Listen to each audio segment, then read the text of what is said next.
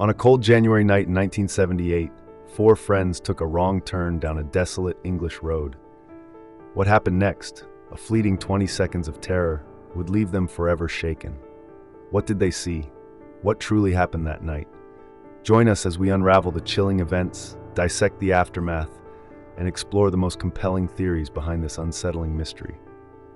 Trust me, you won't want to look away.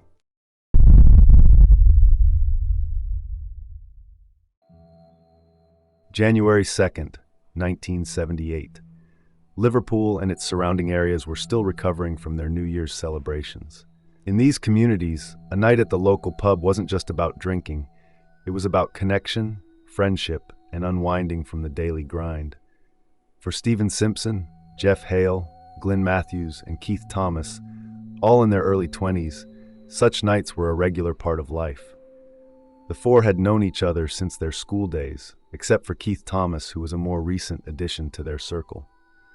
Stephen, Jeff, and Glenn lived on the outskirts of Liverpool, where work was becoming increasingly hard to find, and entertainment often meant making your own fun. They had welcomed 1978 together at a party the night before, staying up until the early hours. By January 2nd, they were ready for a quieter evening. Rainford, their destination that night, was a village with a rich history. Once known for coal mining and clay extraction, by 1978, it had become a quiet residential area, surrounded by farmland and crisscrossed by ancient coach roads, remnants of centuries past. But something unusual had been happening in the area. On New Year's Day, just 24 hours earlier, residents of nearby Shevington had reported seeing a mysterious red object in the sky. That same day, two police officers, PCs Lowe and Roberts, had observed an unexplained bright white object hovering in the northern sky above Rainford itself. None of this was known to the four friends as they settled into the Golden Lion pub just after 10 p.m. The pub, a traditional establishment dating back to the 19th century, was quiet that Monday night. Jeff Hale, who would be driving his Triumph Herald, and Stephen Simpson both later testified to having no more than 2 pints of cider each. The Triumph Herald was a popular car in Britain at the time, reliable, if not flashy. Jeff had owned his for several years and knew its quirks well. It would prove to be an important detail later that night. By 11 p.m., the temperature had dropped considerably.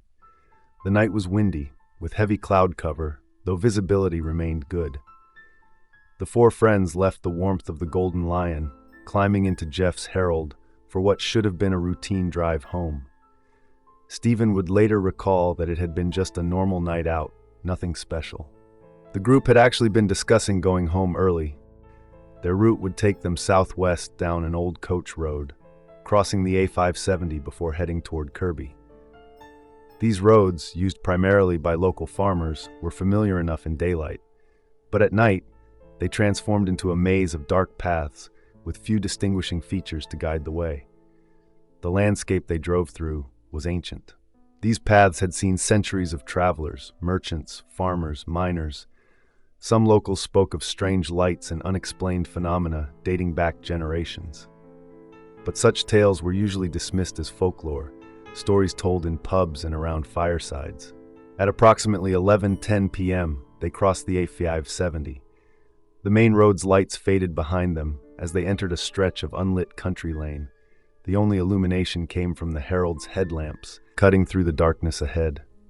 These old coach roads follow ancient pathways. In the 18th century, they were major trading routes. By 1978, they were mostly used by farmers. But their history goes much deeper. Some follow Roman roads, others even older tracks. They've seen their share of strange tales over the centuries. The four friends were now approaching a crucial junction, a crossroads where their familiar world was about to intersect with something entirely unknown. In the darkness ahead, something was waiting, something that would challenge their understanding of reality and leave them forever changed.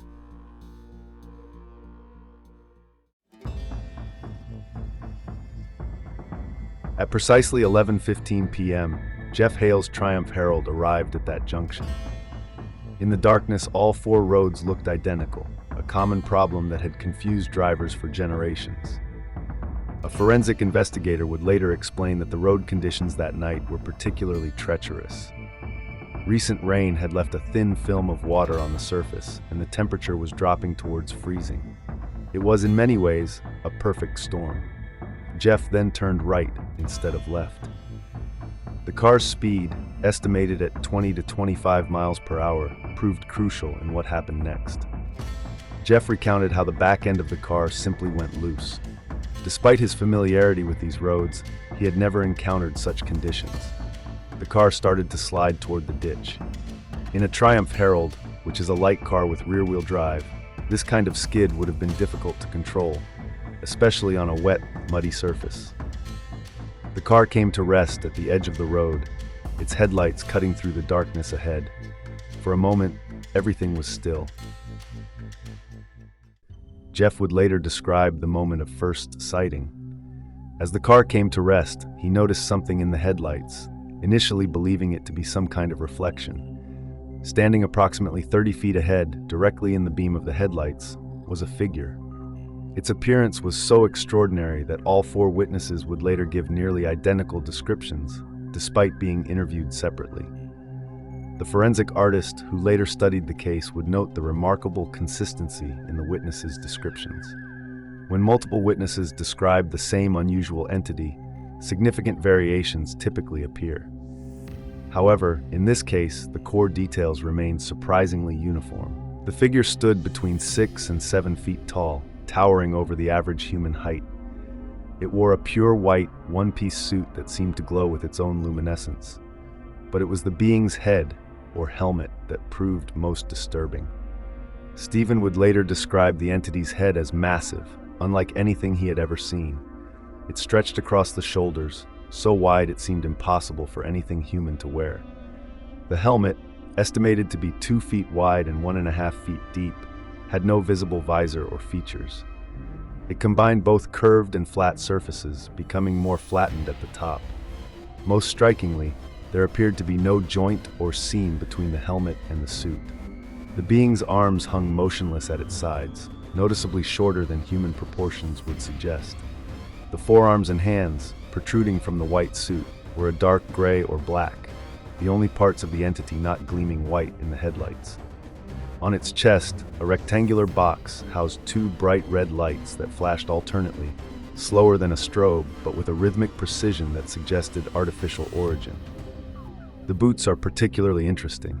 In many close encounter cases, witnesses report unusual footwear. But these boots, squared off at the front, don't match any known protective or industrial gear of the time. Inside the car, the initial shock was giving way to terror. Jeff Hale, already struggling with the skid, found himself facing something far more challenging than poor road conditions. For an asthma sufferer like Jeff, extreme stress can trigger an immediate attack. The body's fight-or-flight response can cause rapid constriction of the airways. What happened next would be etched in the witnesses' memories forever. The figure, previously motionless, began to move. It took 3 or 4 steps toward us, small steps like it was being careful, but there was something wrong about the way it moved, something not quite human. Based on the witnesses' descriptions, the entity's gait was unusual. The steps were unnaturally small given its height, and the movement lacked the natural swing we see in human walking. Inside the vehicle, panic was reaching its peak. Jeff, now suffering a full asthma attack, struggled with the gears. Stephen Simpson began shouting, urging him to get the car moving. The encounter had now lasted approximately 15 seconds. A seemingly endless moment suspended between the mundane and the impossible. Finally, Jeff managed to engage reverse. The car's tires spun in the mud, nearly hitting a tree as they backed away from the figure. Stephen could still see it from the back window before losing sight of it as they turned around the bend. In total, the encounter lasted approximately 20 seconds, less than half a minute, that would change 4 lives forever. UFO researchers would later point out that the apparent mutual surprise was particularly fascinating. The entity's hesitant approach suggested it was as unprepared for this encounter as the witnesses. But who or what was that? They would soon go looking for answers.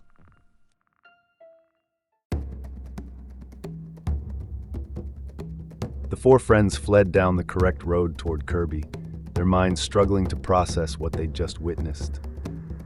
But their ordeal wasn't over. Stephen would later recall their desperate attempts to flag down passing cars. No one would stop, and looking back, he understood why. Four young men on a dark country road at night would have seemed suspicious to any passing motorist. Their salvation came in the form of Brown Birch Farm. Despite the late hour, they rushed to the farmhouse door. While Glenn and Keith remained in the car, Jeff and Stephen were eventually allowed inside by the farmer and his wife to call the police.